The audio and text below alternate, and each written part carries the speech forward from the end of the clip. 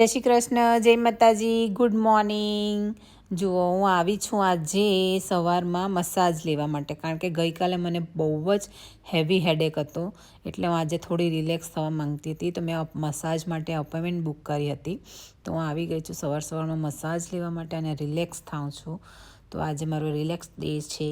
તો બસ મસાજ લઈને પછી ઘરે જાઉં છું, અને પછી હું ઘરે જાઉં છું. જો આ છે મારું લંચનું પ્રિપેરેશન. કોણ કોણ આ લાલ કલરના તાંદલિયાની ભાજી ખાય છે? મેં ફટાફટ સુધારી દીધી, અને પછી એક બાજુ મેં ખીચડી મૂકી અને એક બાજુ મેં ભાજીનો વઘાર નાખ્યો કાંદા, મેથી, હિંગથી.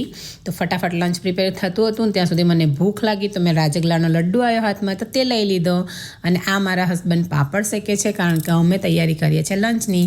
તો ચલો લંચ કરવા માટે ખીચડી, તાંદલિયાની ભાજીનું શાક છે, દહીં છે અને અથાણું છે, પ્લસ એની સાથે આંબા હળદર છે. આંબા હળદર મેં ઇન્ડિયાથી મંગાવેલી હતી, એટલા માટે વ્હાઈટવાળી બી છે મારી પાસે, અને પાપડ. તો ચલો લંચ માટે. ચલો કરાટેમાં દ્રશ્ય જાય છે, કરાટે કરવા જઈ. જો મારો છોકરો કેવો રૂપાળો લાગે. ઉભો રહો, મારા છોકરાને આખો બતાવું છું. હાઈ કર.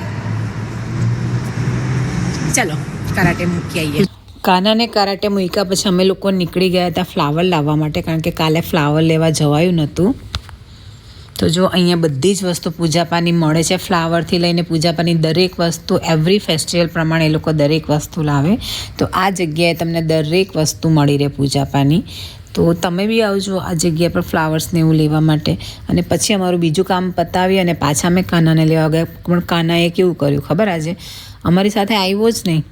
ના પાડી દીધી કે નહીં આવીએ મમ્મા, તમે જાઓ, હું તો એકલો આવીશ. ચલો બાય બાય. તારી બેગ લઈ જાઉં? Okay bye bye. કાનાને એના ફ્રેન્ડ્સ સાથે મૂકી દીધો અને અમે આવી ગયા ઘરે. કાનો આવશે એના ફ્રેન્ડ સાથે ચાલતો ચાલતો. અને પછી ઘરે આવીને મેં મારા માટે સૂપ બનાવ્યું. આ ઇન્સ્ટન્ટ સૂપ છે જે મેં ઘરે મારી જાતે પ્રીમિક્સ બનાવ્યું છે. કોઈને જોતું હોય તો કોમેન્ટ કરજો, હું રેસીપી મોકલાવીશ.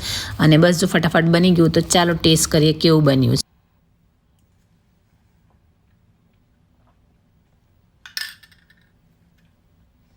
મસ્ત બન્યું છે સૂપ, તમે પણ ટ્રાય કરજો.